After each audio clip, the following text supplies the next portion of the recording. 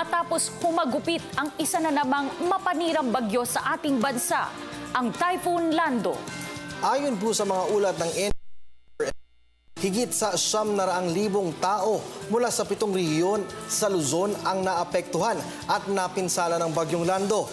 Bagay na nag-iwan ng matinding takot at pangamba para sa ating mga kababayan. Pinsala, rehabilitasyon at pagbangon, ating pag-uusapan ngayong gabi. Ako po si Cathy San Gabriel, kasama si Kirby Cristobal. Samahan po ninyo kami sa isang oras ng talakayan dito lamang sa Bagyong Lando, a PTV Special Forum.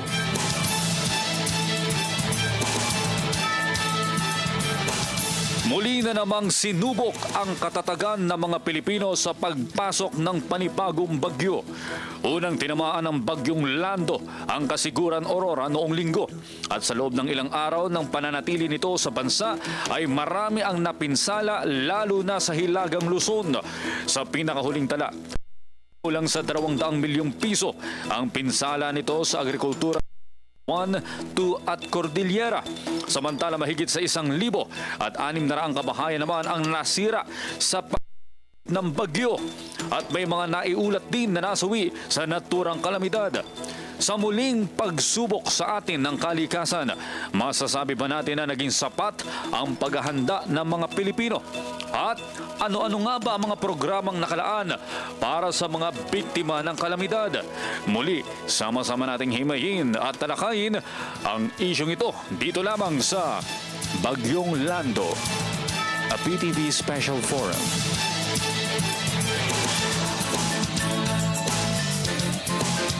Muli isang magandang gabi po sa lahat po ng ating mga tagapanood, mga iniwan sa atin ng Bagyong Lando. Yan po ang ating pag-uusapan ngayong gabi sa PTV Special Forum. Kat gaano nga ba kalaki yung kasiraan o yung sira na naiwan nitong nasabing bagyo? Kirby, alamin din natin ang kalagayan ng ating mga kababayan, lalong-lalo na sa Northern Luzon, partikular na sa Kasiguran Aurora, kung saan naiulat na halos 100% damage ang inabot ng mga kabahayan at infrastruktura.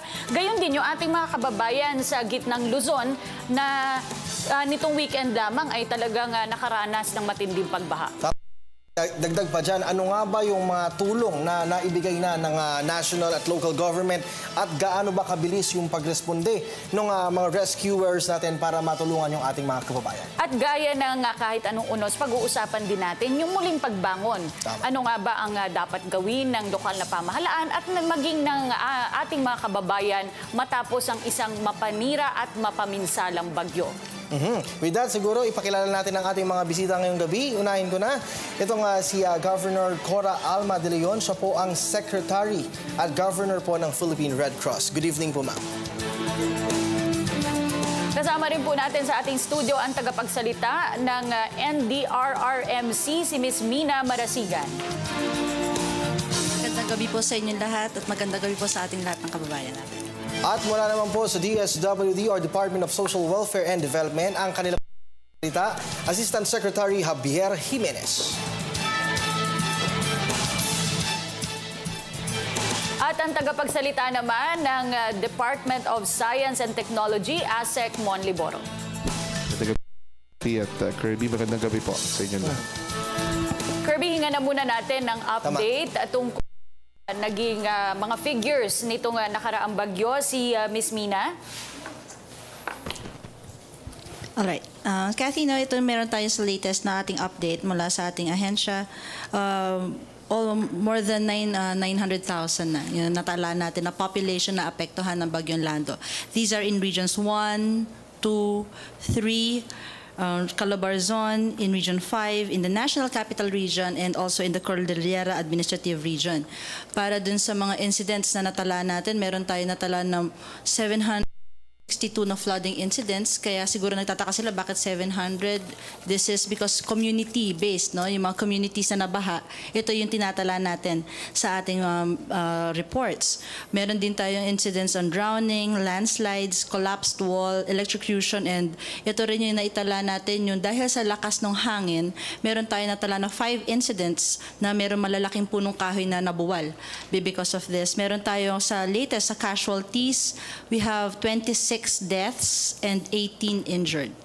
For sa ating road sections, we are able to record 140 road sections and 28 bridges not passable because of flooding and landslides. And we have initial reports on the cost of damage for agriculture and infrastructure. For agriculture, that is 6,10,335,860.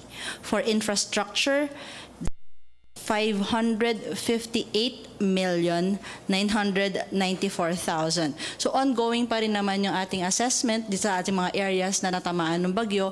And hopefully, by the end of the week, we'll be having more reports coming in from our local and regional councils. Tanungin Kat si Asekmon. Asekmon, bago pa lang po masok itong bagyong Lando sa PAR po natin, na-monitor na nga po UST. And besides, sir, alam na po natin yung forecast ng daraanan po ng bagyo. Sir, gaano po kahalaga yung information dissemination po nung pagbibigay po ng impormasyon, especially po dun sa mga kababayan natin na maapektuhan sa Northern Luzon? Alright, salamat Sir Kirby. No? Itong particular na bagyo ito, no, masasabi nga natin malayo pa lang sa PAR, no, binabantayan na ng lahat. Kaya nga hindi ba unang pa sumikat ang pangalang Kopu bago maging Lando. No? Itong ganitong ginagawa ng Pag-asa, no, ay dati kasi pag pumasok na ng PAR, doon lang, years back, yun lang yung, doon na lang natin sinisimulang tignan ng husto or i-report ng husto. Pero ito nga, particular din dito, malayo pa lang, inaabangan na. Kaya days before, no, pumasok ng PAR, ito po ay talagang masusi ng tinutukan, no, ng ating DOST Pag-asa at ng mga scientists po natin. So, itong impormasyon na nakukuha nga natin, of course, sa karanasan na rin natin sa mga nakaraang bagyo, no, we conduct yung pre-disaster risk assessment ng NDRRMC at kaagad yan binabahagi natin. No, una muna doon sa mga disaster managers natin. At lahat ng impormasyon na yan, okay, ay nakakaskade, no, doon sa mga, meron naman tayong information and communication protocol, pinangungunahan niya ng NDRRMC. And mahalaga kasing banggitin na doon sa pre-disaster risk assessment, hindi lang forecast ang pinag-uusapan namin doon. Ano? Pinag-uusapan anong klaseng bagyo itong paparating na ito. Sabi nga nila, know your hazard. No? Pangalawa, paano ba ano ang aksyon na gagawin? Paano ang continuing monitoring, no, dito sa bagyong at of course yung community and yung organizational responses, no. So yun ang aming tinatalakay tuwing kami po ay nagpi-PDRA o yung pre-disaster risk assessment.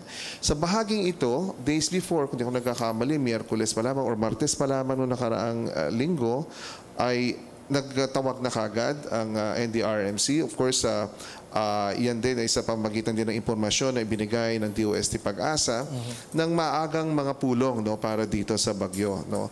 At ito nga masasabi nga natin na culminate na on the night of Friday, mismo ang ating Pangulo na, no, ang nagbigay ng address sa buong sambayanan kung gaano katindi ang inaasahan nating bagyong paparating na Lando. Mahigit 900,000 ang ating mga ang naapektuhan ng bagyong Lando. Hinga naman po natin ng kanilang update sa operasyon ng DSWD, si Asek Jimenez. Sir, marami-rami po itong ating mga kababayan na naapektuhan nito. Ano pong mga tulong ang ibinigay ng DSWD? Well, sa kasalukuyan, meron tayong 425 evacuation centers ang bukas pa. At meron dito mga 22,800 families. Pero yung highest number ng evacuation centers ay 680. So itong 425 is already lesser. Pero patuloy pa rin silang nananatiling bukas. Yung assistance na na-provide ng DSWD, umabot na ho kami sa 15 million worth of family food packs and non-food items, mga blankets, mga malong, mga hygiene kits, mga mosquito net. Pero madami pa rin bukas, as I said, na evacuation center and tuloy-tuloy yung DSWD sa mga lokal na pamahalaan sa pamamahala nitong mga evacuation centers. Sir, just to follow up, yung pong pagpe-preposition ng mga relief goods ay ito po isa sa mga mahalagang leksyon na natutunan po natin matapos yung bagyong Yolanda. It was tested this time. Kamusta naman po ang naging assessment ng DSWD? Well, we were able to precision around 30,000 family food packs in the 5 regions and the municipalities na dadaanan ng Typhoon Lando. What is good really is that dahil talaga yung path projection ng Pag-asa, dati-rati kasi magpe-proposition kami dito sa isang lugar, tapos yung bagyo dito dadaan sa kabila.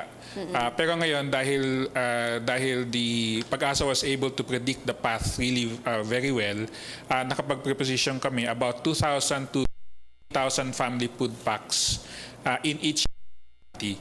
So kaya and then yung mga ibang munisipyo rin through their either their provincial or regional DREAMSES, nag-preemptive evacuation na sila dun sa mga lugar na alam nilang magkakaroon ng malaking pinsala or malaking damage.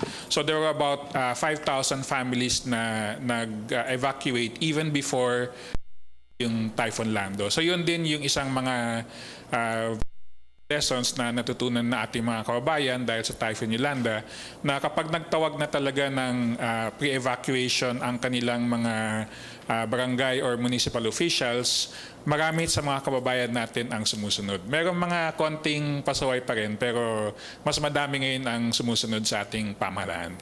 Kat, aside from the SWD, isa rin sa mga tumutulong yung Philippine Red Cross. Gusto ko lang hingin ng update si Governor De Leon about po, ma'am, sa mga tulong naman na naihatid po ng Philippine Red Cross sa atin po, ma'am. Unang-una ipaliwanag natin that we are auxiliary to government. No? Ang papel talaga dito ay ang gobyerno. Pero gusto kong sabihin na ang papel na ginagampanan namin ay rescue, no, and relief operation.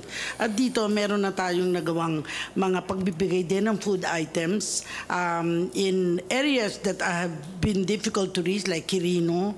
And of course, we have also provided what we food items. Ito yung mga plastic mats at saka yung mga gamit na mga blankets katulad din ng ginagawa ng DSWD. In addition, we have what we call for the welfare yung hot meals in many provinces. At meron din kaming psychosocial program para sa mga and of course referrals. We run welfare desks sa mga apektadong lugar na we already noted na around 20 ang all over mga provinces na ito. And then ang manpower naman namin 285, and we have also volunteers. Dapat maunawaan ng mga nakikinig sa atin, nanonood sa atin na it is a voluntary, we're international humanitarian organization. Kaya we rely really on our volunteers, and right now we have we call volunteers in every municipality, and we're trying to reach all the barangays.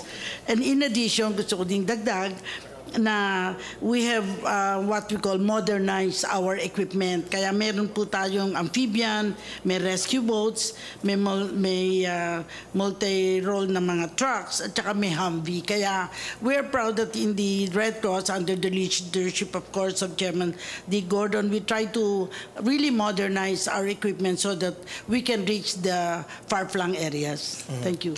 Marami pong mga ulat, Asek Mon, na lumabas na ito daw ulan na dinala ng Bagyong Lando ay makukumpara sa naging ulan na binagsak ng Bagyong Ondoy. Totoo po ba ito? Alright. Yung Ondoy kasi ang ating datos doon, yung isang buwang ulan, no, na inaasahan sa lugar, hulog lamang within 12 to 24 hours. So within 12 hours, within one day. Dito naman, dito sa nakuha na namin itong mga datos, no, sa Fiesta Day, ay more of one half yung ulan in 15 days, so yung kalahating buwan nahulog in 24 hours, no. So kung doon titingnan mo in terms of the volume, hindi pa ito yung Ondoy, no. Siguro pwedeng parang kalahating Ondoy, but then again very relative yon kasi nga yung lugar ng mga binabagsakan, yun naman din ang isa sa mga factors niyan, no. Lagi namin sinasabi ang isang halimbawa ang isang balding tubig, pag binuhos mo sa isang lugar, ibang epekto niyan sa ibang lugar naman, no? So, depende po yan talaga dun din sa topography ng lugar. At, but then again, if kung lang yung ulan na nahulog, yung kalahati marahil dahil ang Ondoy ulan ng isang buwan, nahulog ng isang araw. Dito, ulan ng 15 araw, nahulog ng isang araw. Kung hindi But pala- we have record numbers din also, no, like matataas na numbers like in Baguio where we recorded 774 millimeters in one day, 24 hours. So Baguio talaga, napakaraming tubig po niyan na tinanggap ng Baguio kahapon. Nga doon no, nagulat ang ating mga kababayan kasi bundok pero bumaha. Oo. Alamin din natin kung ganun pala, hindi ganun karami yung ulan, Kirby. Bakit yung iba lampas bahay, lampas tao, yung naging pagbaha sa ilang lugar sa Luzon? Dyan lamang po kayo at yan po ang sasagutin ng ating mga bisita sa pagpapatuloy po yan ng inyong PTV Special Forum. Muli, nagpapatuloy po ang inyong PTV Special Forum. Pinag-uusapan natin Lando. Oo, ganun pala, hindi ganun karami ang ibinagsak na ulan ni Lando sa ating bansa. Pero tanong Asek Mon, bakit po naging grabe yung pagbaha? Like in Cabanatuan, sabi nila, noon lang daw sila nakaranas ng ganung baha. Siguro, Cathy, maraming ulan yung nahulog, no? But then again, yung kanya-kanya mga lugar na yan, doon na papasok ngayon yung resiliency ng mga lugar. Ano? Ang epekto ay maaaring nagiging iba-iba. No? Sabi nga nung pinakinggan ko lang yung ng mayor from Cabanatuan, no? Kasi alam na natin, manggagaling ng Sierra Madre yung ulan, no? Na nahuhulog doon sa kanila. No? So, maaring over the years, no, yung kapasidad din, no, ng So kalbo na po pag-absorb. siguro yung Sierra Madre? That could be one reason, no. But again, siguro hintayin natin matapos din lahat ito dan makita natin. But lagi namin sinasabi, of course, no, yung sitwasyon sa kanilang mga lugar, no, sila po ang nakakaalam din yan. Kami naman po sa ganang amin ay masabi, no, beforehand, sabi nga ni nakasama natin from the SWD, masabi natin kung anong tatahakin ito at ano talaga yung hazard, no, na at risko na kinakaharap nila. Alright? Siguro kung may dadagdag lang ako dito, Cathy, no, lagi namin sinasabi sa Pag-asa, no, na kapag may mga bagyong ganito, iwasan ho natin mag-focus lang doon sa mata. At ito nga hong demanding sa atin, we were stressing all along, 600 kilometers po ang diameter nito, practically covering the entire Luzon. No? At sinasabi po natin na heavy hanggang intense ang rains at consistent ito.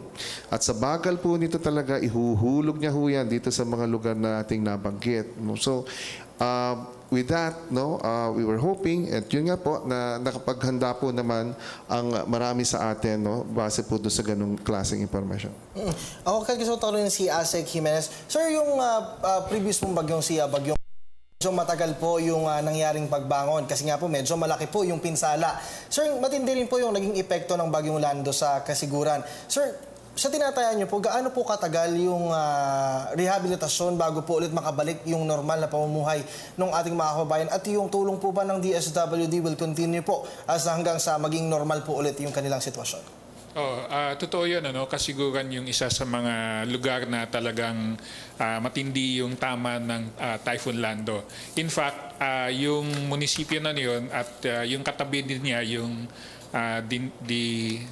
Dinalungan at Dinalasag, pareho silang naging unreachable for until 2 nights ago. Kasi yung mga roads doon naging impassable. Pero preposition din kami ng family food packs doon, kaya kahit naging unreachable sila, meron silang nakukuhang at nagagamit na family food packs.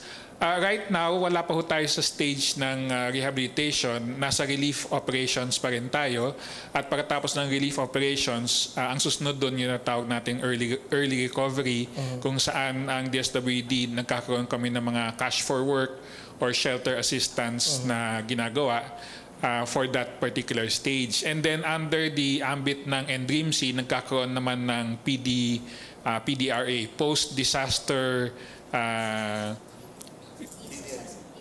PDNA, Post-Disaster Needs Assessment, that will try to assess ano naman yung rehabilitation needs ng mga lugar, not only in terms of everything, infrastructure, agriculture, housing, jobs, livelihood, and then parang returning their lives to normalcy.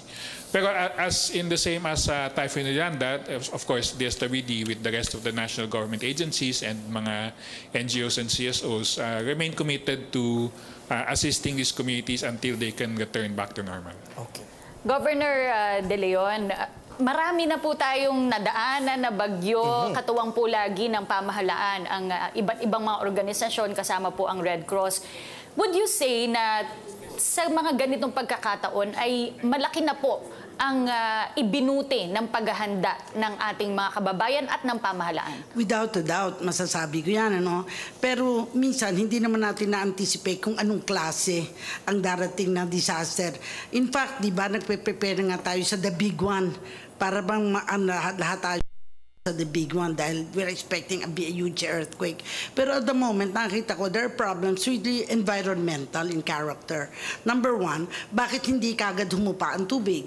Sapagkat may the denudation of the forest at saka yung mga lugar na parang pagdalam.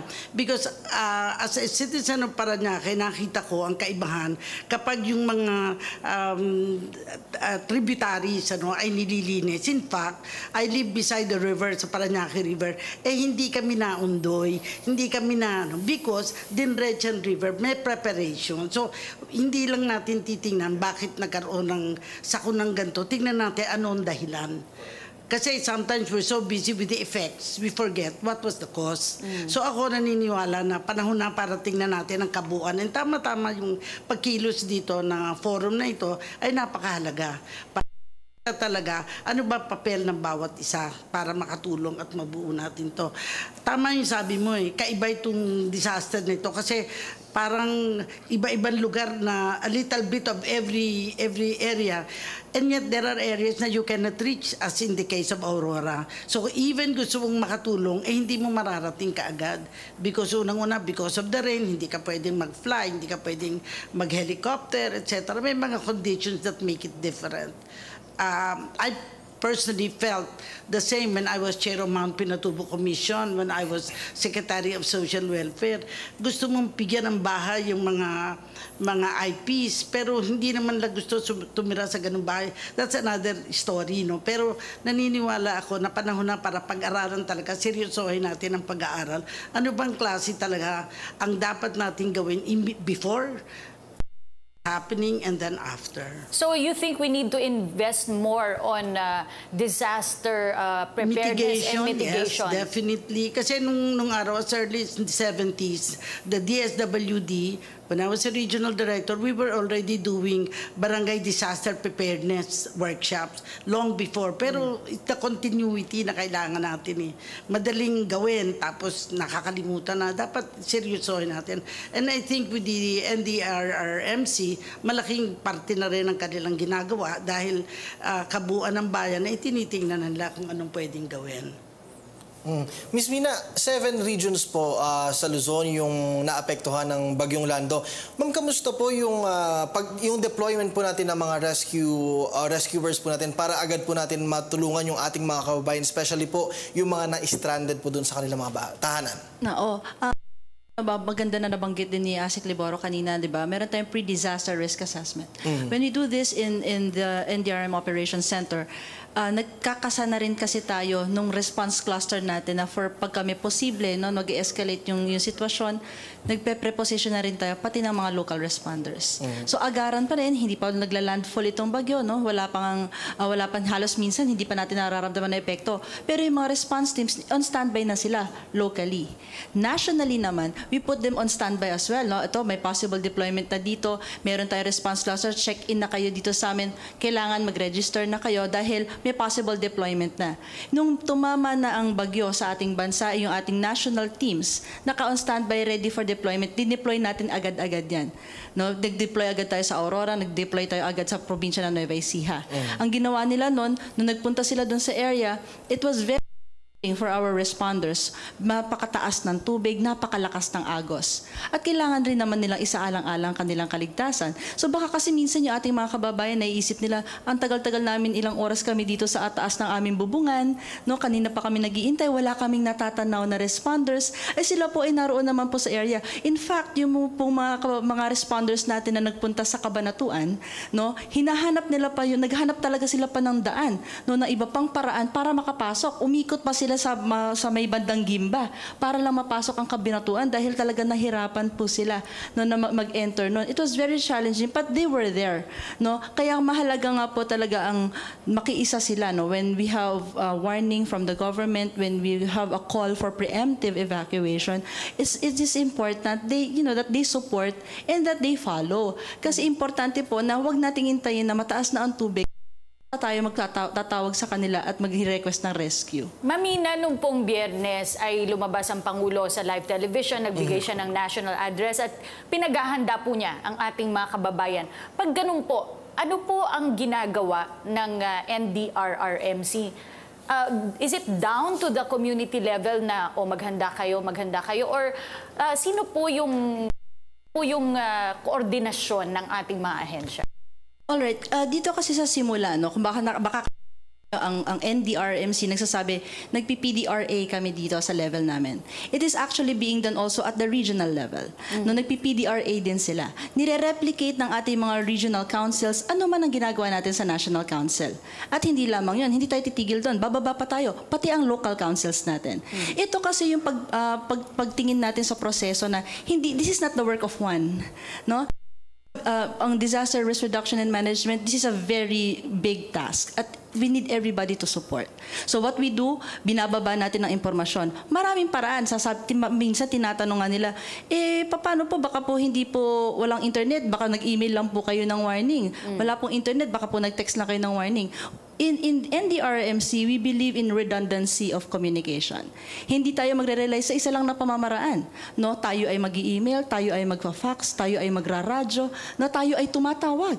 Kasi mahalaga na makasiguro tayo sa isa mang paraan na iyon, makakarating ang ating babala, makakarating ang ating warning. At ang ating local councils na nangunguna sa pagbibigay ng mga babala sa kanilang constituents at nangunguna din sa mga activities on disaster preparedness, sila naman ay nagpapadala rin ng mga warning na ito. Meron tayong maraming initiatives na pamamaraan kung pa pwede magbigay. No? Meron na tayong social media ngayon. Meron na tayong mga kababayan na may mga smartphones. These smartphones, nagkaroon na rin tayo ng isang application. No? Meron tayong tinatawag na mobile application Batingaw.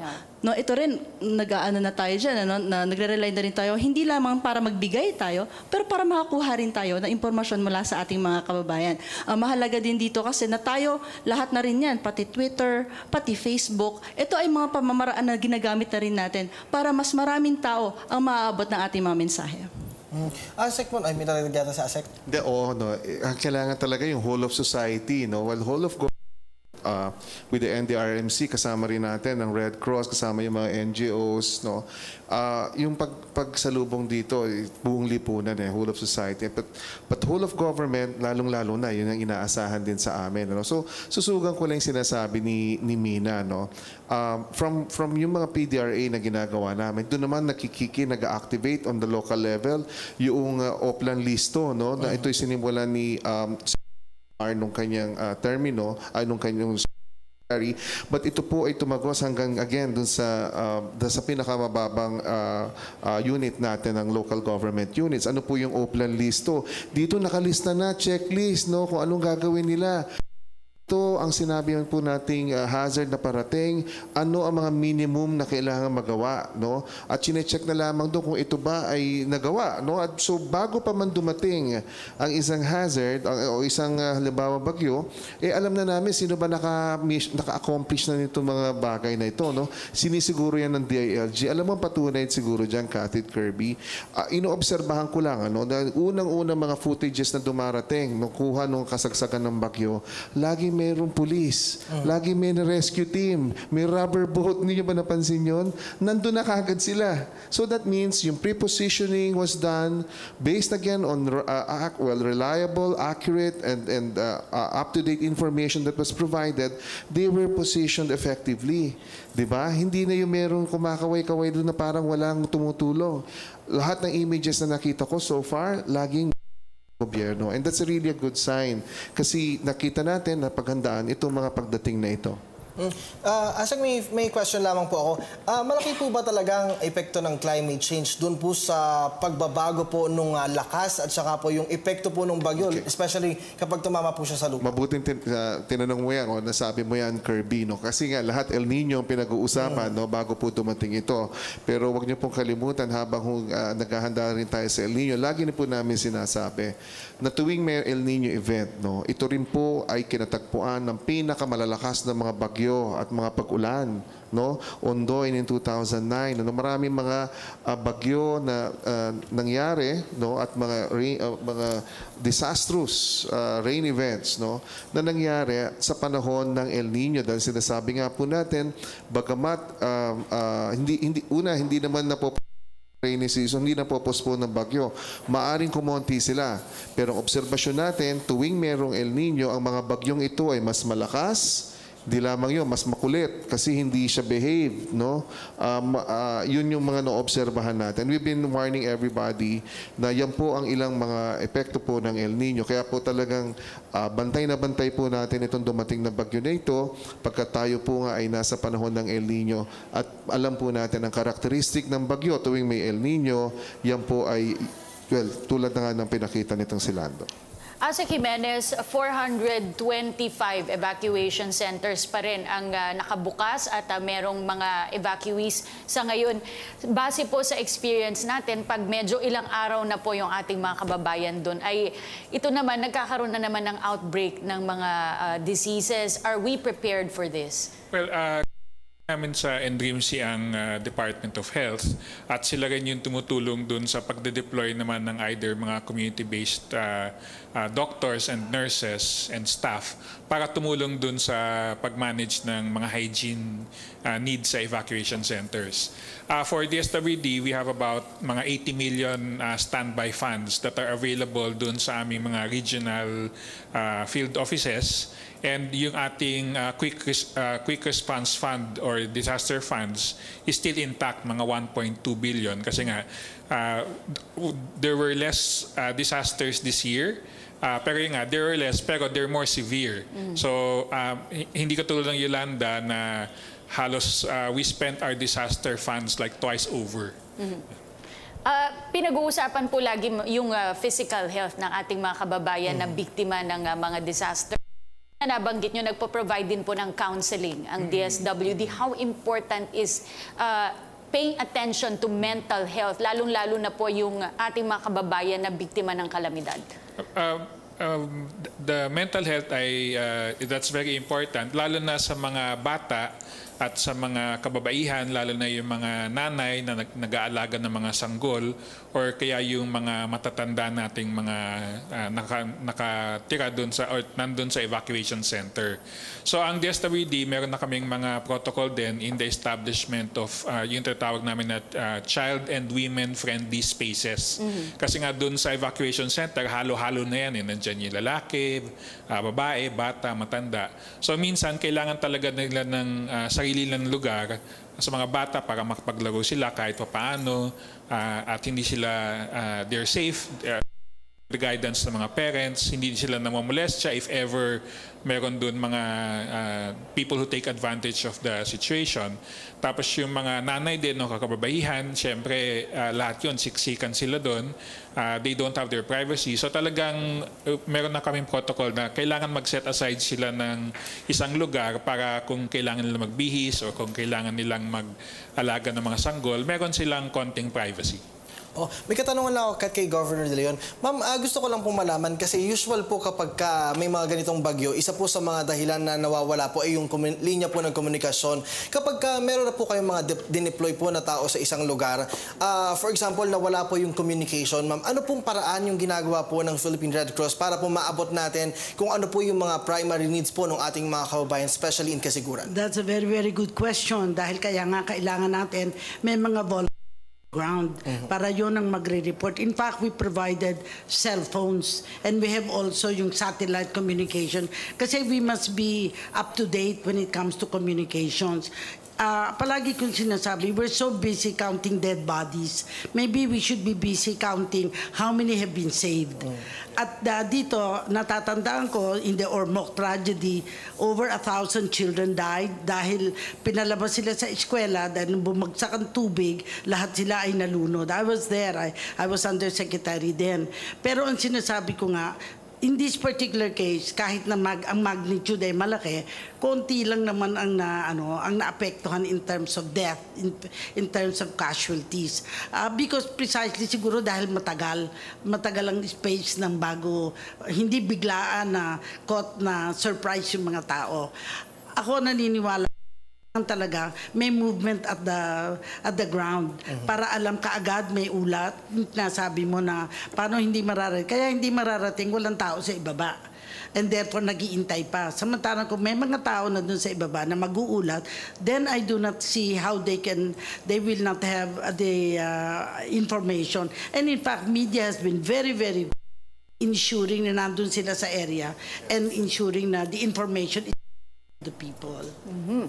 Usapang epekto pa rin at pagbangon mula sa Bagyong Lando sa pagbabalik po ng PTV Special Forum.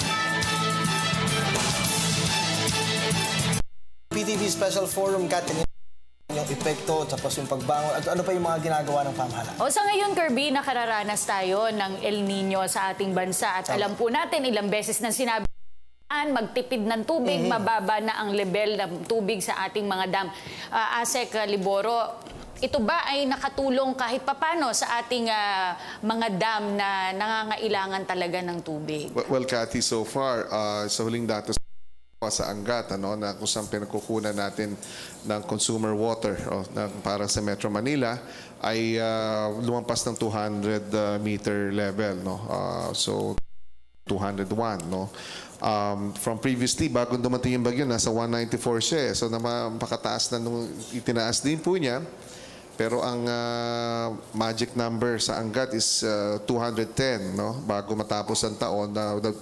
Hopefully yung 210 na yun, we'll see us through. So tingnan po natin, hindi pa naman din tapos yung taon at hindi pa rin, sana tumaas pa ito, para makatulong talaga ng maibsan yung ating kinatatakutang epekto ng El Nino. Ganun din naman dun sa mga ibang mga dams. So naunang nagpakawala na ang Magat, of course ito mga ating Ambuklaw, Binga, and San Roque dyan po sa Pangasinan ay nagpakawala na rin sila ng tubig. So umabot na rin dun sa mga dun sa top ng levels na inaasahan. Ito pong pagpapakawala ng tubig ng ilan sa mga dam, ito po ba yung naging sanhi rin nung matinding pagbaha? Yung pong kanya-kanyang panuntunan itong mga dams kung kailan sila magre-release ng tubig, we give them advice also, ang Pag-asa po, in coordination with the NAPOCOR, Sinman Dam operators, ay binibigyan din namin sila ng karampatang pagtaya, ano ba mga ulan na inaasahan, but they have their own protocols. But so far, yung maraming sa mga baha talaga was really brought by itong event natin, at hindi pa natin siguro ma-determine kung talagang paano naman naging epekto nitong releases na ito, but really yung mga pagbaha po was really caused by itong maraming ulan na ibinuhos na ni Lando. Okay, Asik Jimenez, yung pagdating po dun sa bilang po ng ating mga volunteer pagre-repack po ng ating mga food packs, sir, sapat pa rin po ba yung ating mga tauhan? At kamusta po yung pagrelyebo, sir? Kasi minsan may lumalabas po sa mga ulat na minsan sobrang haba na po ng hours ng working nila. So, kamusta po yung ganun, sir? Well, maganda yung response ng ating mga volunteers, yung aming call for volunteers. ibang regions namin, lalo na sa Pampanga, sa Baguio din, sa La Union and sa Tuguegarao, and pati dito sa ating NROC sa Pasay. Ang magandang balita dito sa NROC sa Pasay, meron na kaming mechanized repacking facility. So hindi na ganun kadaming volunteers ang tinatawag namin, pero kailangan pa rin kasi but a lot of the processes are already mechanized and automatic. So it's more efficient, there's less wastage. So hindi na ganun kailangan ng kadaming volunteers. Ang Red Cross po, ma'am, ay lagi rin pong nangangailangan at mga volunteers. Throughout the years, maraming trahedya ang ating pinagdaanan. Ano pong masasabi niyo sa spirit of volunteerism? Nabuhay po ba sa ating mga Pilipino? It continues to be alive, no? Right now, ang target namin is to have 1.8 million volunteers, meaning to say 44 volunteers in every barangay. Pero ito, kailangan ito training. Kailangan ito ay ma-ensure natin na highly motivated sila, hindi pansamandali lamang kung kailan lang may disaster. We should continue to train them. Sa akin, ang pinaka-challenge talaga is how do we help and how do we reach the most vulnerable? Yung pinaka hindi nararating, dapat malaman kaagad. And I think dito malaki ang papel ng media para panawagan. Kaya naniniwala ako na ang papel ng Red Cross continues to help save lives, alleviate human suffering, and of course, restore human dignity. Alam mo, Kat, at the end of the day, syempre, ang gusto pa rin nating maasahan ay yung mabilis na pagbangon ng ating mga kababayan na tinamaan ng bagyo. Pero somehow sana, yung ating mga kababayan ay mag-effort din na tulungan yung sarili nila na bumangon. Oo, maaari nating mga NGO, ang pamahalaan, pero dapat din maaari nating asahan ng isa't isa. Tama. Kulang na ang ating oras, kaya hingin na natin ng huling mensahe ang ating mga bisita. Unahin ko na po si Governor Cora Alma de Leon. Siya po ang Secretary at Governor po ng Philippine Red Cross. Napakahalaga ang communication para malaman ng mga tao kung ano ang nangyayari. Kaya sa aking palagay, makinig po sa radyo, manood po sa television at makibalita para malaman kung ano ang dapat gawin.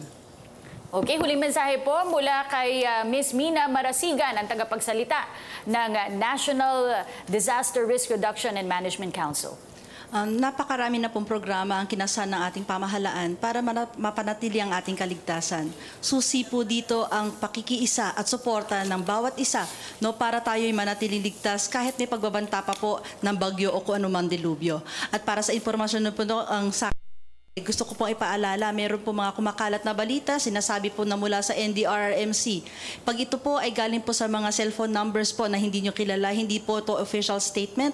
Ang official statement po ng NDRRMC ay mariringgan nyo po sa mga reports, maririnig nyo po at makikita nyo po sa ating mga websites. At ito po ay i-announce ni Undersecretary Pama at ang ating National Council members. Kaya po wag po basta-basta naniniwala sa mga text po na nare-receive po ninyo. Alright, maraming salamat po, ma'am. Last message po ni Assistant Secretary Javier Jimenez, ang tagapagsalita po ng Department of Social Welfare and Development. Importante palagi ho ang paghahanda at yung sinasabi din naming resiliency because of the new normal.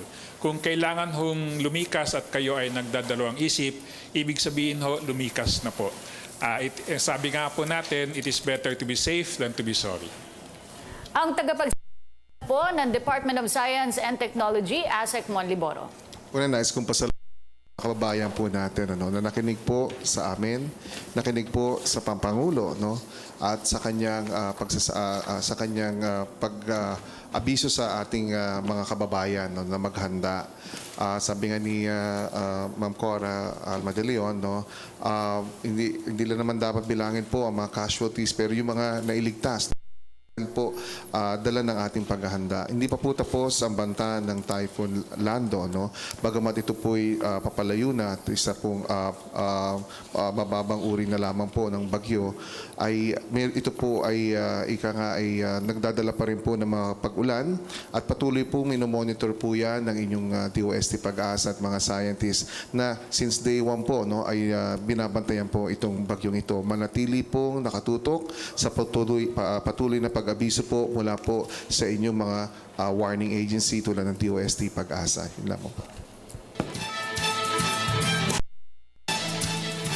Para po sa ating mga kababayang naging biktima ng hagupit ni Bagyong Lando, makakaasa po kayo na nasa inyo pong likuran ang suporta at panalangin ng buong sambayan ng Pilipino. Huwag po nating kalimutan na ang hamong ito ay ating maaalpasan kung tayo po ay sama-sama at nagtutulungan. Ang mga kalamidad na sumusubok sa ating katatagan gaya ng Bagyong Lando ay hindi nararapat na ituring bilang katapusan ng mga pangarap. Bagkus, magsilbi po sana itong paalala na sa bawat bagyong darating ay naghihintay ang pagbangon at isang bagong umaga. Ako po, si Cathy San Gabriel, kasama si Kirby Cristobal. Marami pong salamat sa inyong pagsama sa aming init na isyong ito. Ito po ang Bagyong Lando, a PTV Special Forum.